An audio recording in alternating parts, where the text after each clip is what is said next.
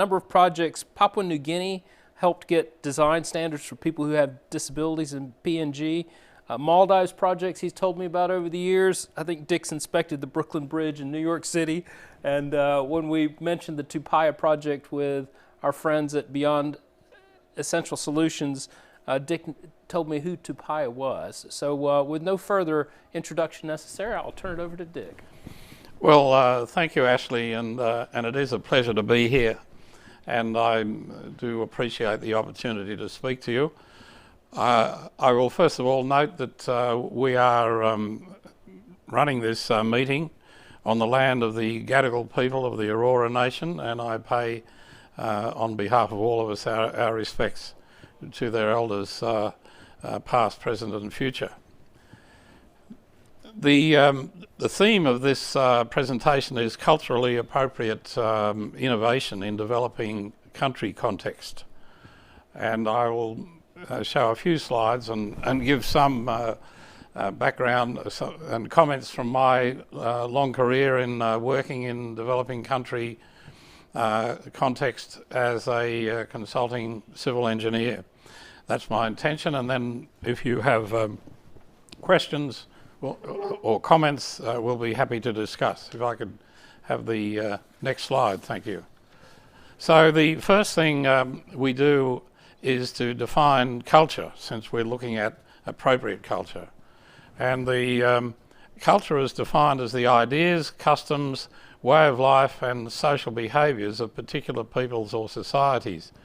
And that sounds fairly straightforward, but how do we identify these factors, the ideas, customs and social behaviours of particular peoples in developing countries, and how will they affect the projects that we undertake, or the interventions or the innovations, when there will always be very wide diversity between and even within communities.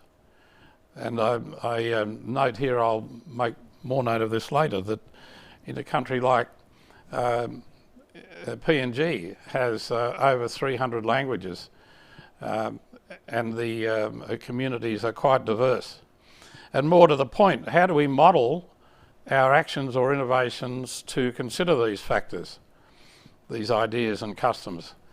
Our interventions impact on the culture, and the culture itself in turn will impact on our interventions. So you will need to model. You are now designing or coming up with innovations to answer challenges. You will need to take into account or show how the culture of the country can be taken into account.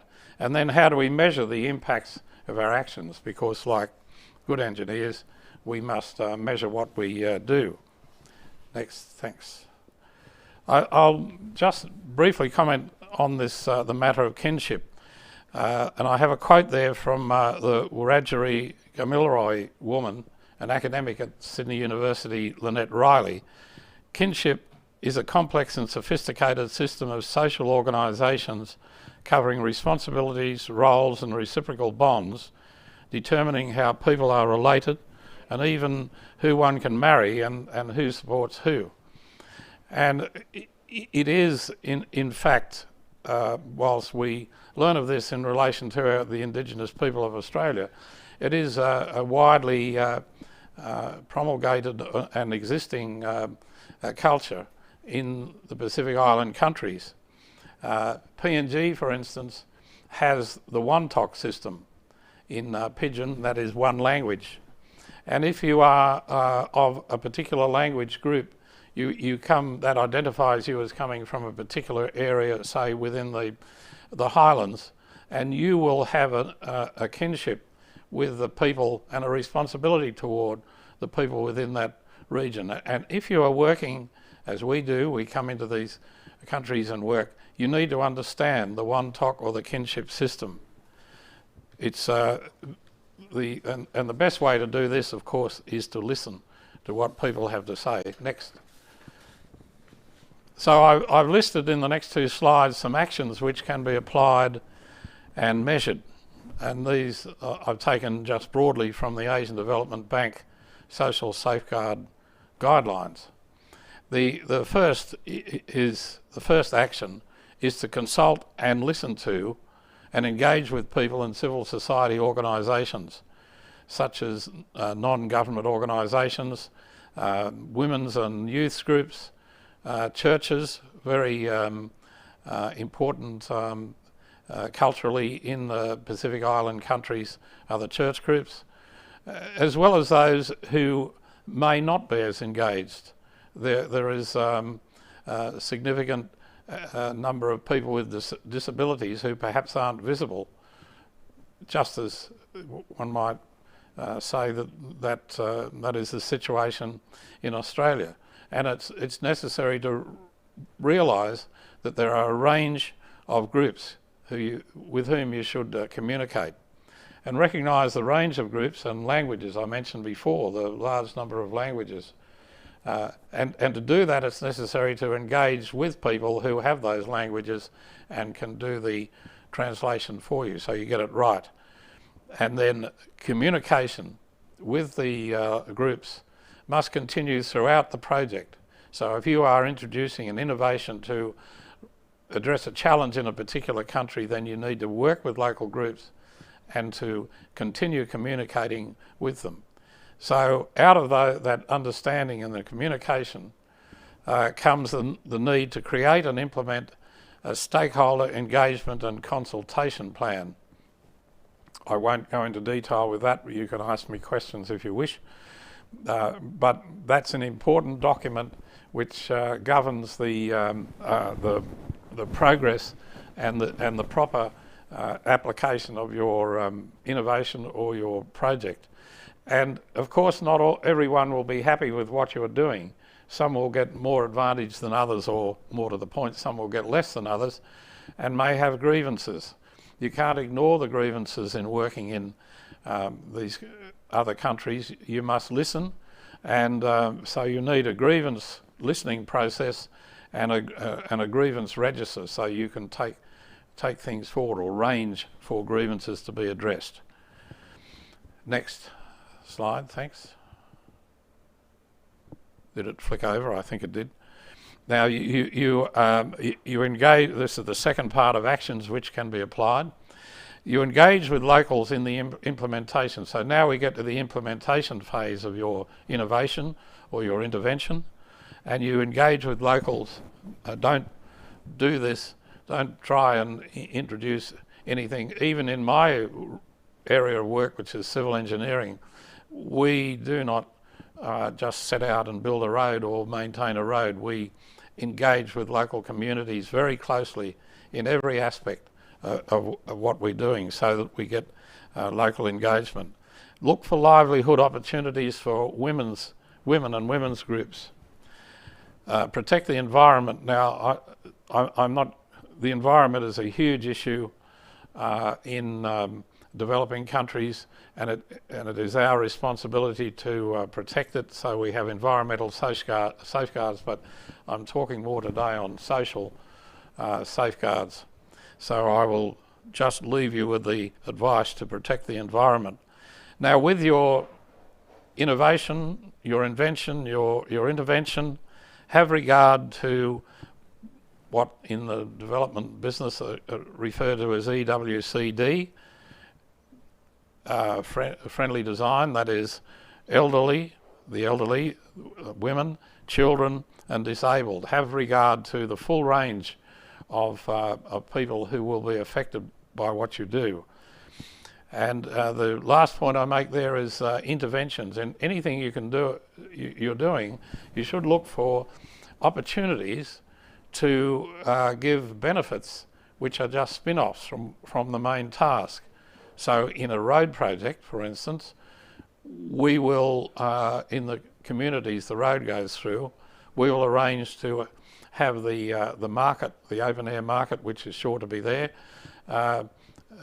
reconstructed in a spot that doesn't flood or move back, and we'll move it back from the road. We will integrate into the program traffic safety measures or traffic calming through the community, so there is greater safety for particularly the children and the elderly. So you can, and you can do this in a range of ways, but always think what simple additions can we incorporate to give greater benefit. And coming out of this is the need for a socio-economic assessment of your intervention or innovation. The socio-economic study will involve you in consultation with local people and the households in particular, and the women in the households, to get information on so that you can assess the benefit of what you're doing by discussing income, education, work and health issues to incorporate those in your program. Next, thanks. I'll just illustrate with a couple of case studies. The first is an Islamic girls' school project we did in Indonesia, funded by Australian government DFAT a few years ago, for almost 10,000 girls in schools in Sumatra. The innovation, I have to say, is on the right-hand side is the suspension bridge, which we developed a very low-cost, locally produced suspension bridge for pedestrians. So that's where I get the innovation. But the case study dealing for an Australian firm to deal with Islamic education and Islamic girls' education had many challenges in respect to appropriate culture. And it was necessary, it reinforced for me the need to work with local people who are of the Islamic faith to get that right. It was very successful. The next slide is my second case study, which is the Solomon Islands road maintenance. The innovation there was the delivery of routine road maintenance. That's very simple things like grass cutting and drain clearing and filling of potholes and so on, by the training and the establishment and then training of local community groups to form companies which were road maintenance companies. Now we set out to involve women in this, and we found that in fact the local culture was not supportive. But then we worked through an NGO with Save the Children, who are well established locally, and we had the men agree that we could do this if or the community agree, which was dominated by the men in that case, we could do this if we involved men's groups as well as women's groups. And we did, and established 11 companies, 10 years ago this was, and we then trained them in finance and employment of people and so on. The benefit was that it meant that local groups were actually the contractor rather than simply working as employees for a big contractor from somewhere else. So that was quite innovative, and it's a model that's been used quite a lot now. We're doing it in Bougainville at the moment. But 10 years later, I'm told that 4 of the companies are still in existence. They just happen to be for women's companies, so the women in the room are probably smiling at this and nodding. And 2 of them are quite significant construction companies in the Solomon Islands now. So that was a significant benefit. So next slide. Thanks. So I included that. In fact, you see there women working, and that's how they started. But of course, they employed men and they employed youths to actually do the work. And I'll go to the next slide. And in this, I'm returning to the theme of culturally appropriate innovation. I've got a few points there for you to consider, and you need to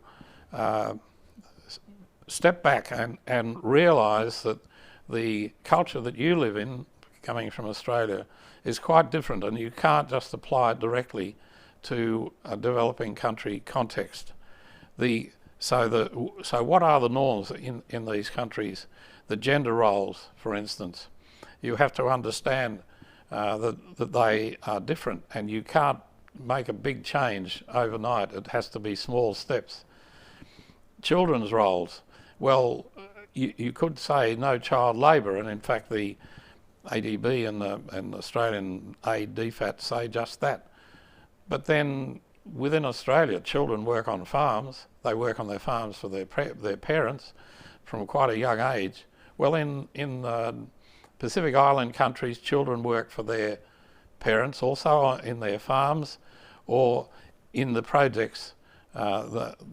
Providing the nature of the work is appropriate to a young person, that can be done, and all people have to work to generate the money that's required for health and education, for instance. So it's not always the same, and you need to realise that human rights are basic, but you have to respect other cultures, the boundaries of other cultures, and it's a fine line to walk. Sustainability, well,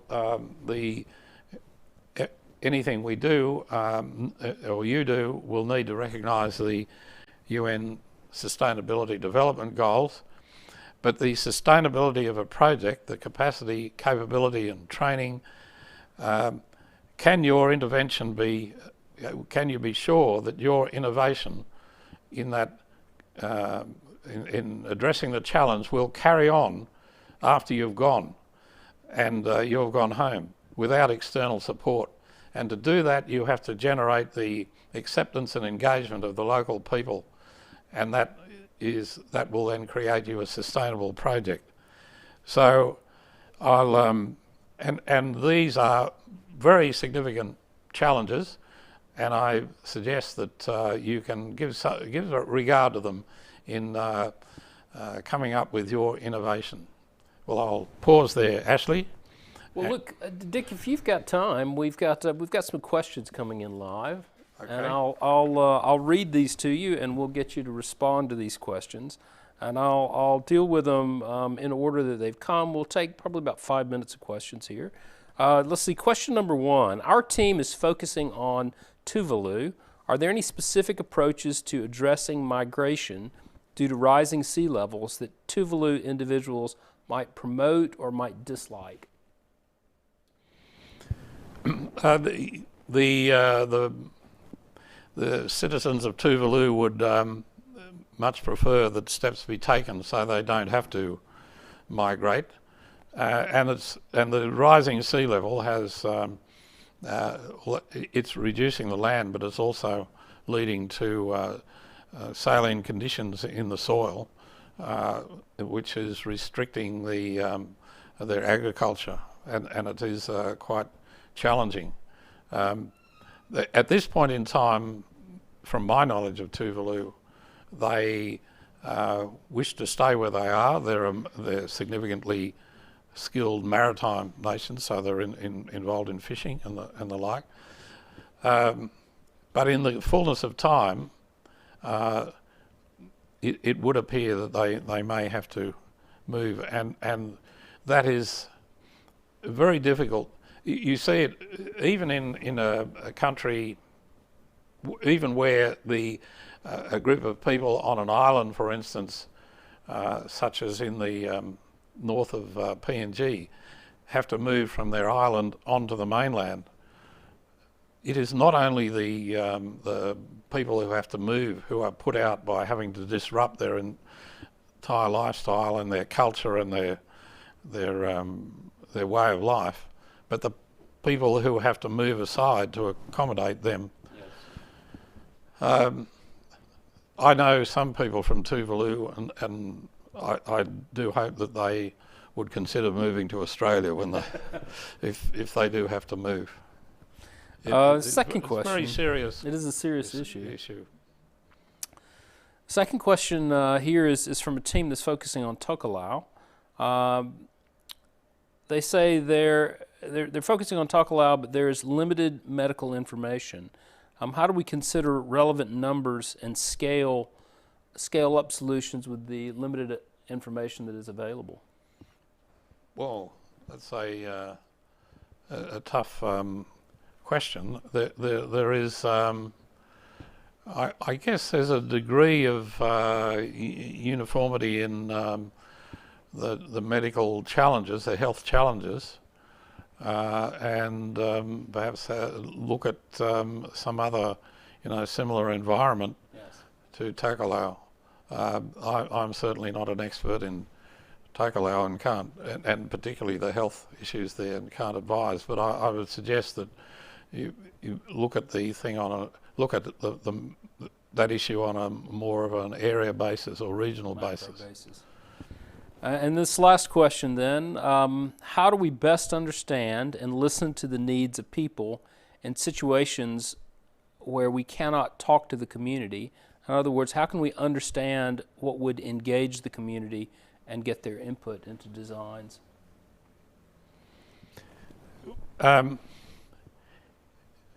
I guess the question is posed from the point of view of someone or a group competing in this hackathon that you don't have access. There are, of course, in the literature, significant number of papers addressing the culture of these nations. I think that if you were actually implementing your solution to the challenge in the particular country, then you would essentially have to spend time with the local people. And I think you could probably approach the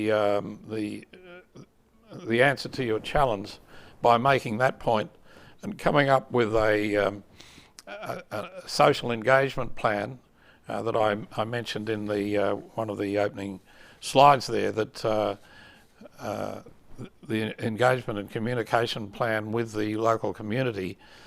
You can map out what it is that you would envisage you would do, because there would be no point in trying to solve a problem in a country without going to the country and finding out from the people how they view the problem and how and what might or might not be acceptable to them within the context of appropriate innovation, having regard to their culture. So, in summary, you cannot come up with a solution independent of the people who are going to be the beneficiaries. You have to go and consult with them.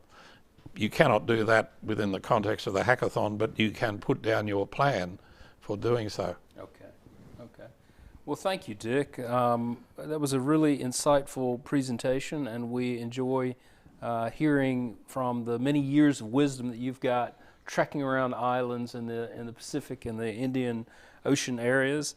We'll thank Dick for that. The next thing on the agenda is a mini challenge. Ramin has mini challenge number 4. This is a team photograph, and she advises that you can jump into your virtual team setting, grab a Zoom team photo. You can coordinate your headwear. You can mix up those backgrounds. You can do the Brady Bunch and tile it out, and use your creativity, imagination, and there are endless possibilities there. So get on #mini-challenge Slack channel, and there'll be some Spotify coupons coming from that. We'll break up here at the pop-up studio, and we'll be back at 4 o'clock Sydney time to talk about Elon Musk and the submarine project. Thanks.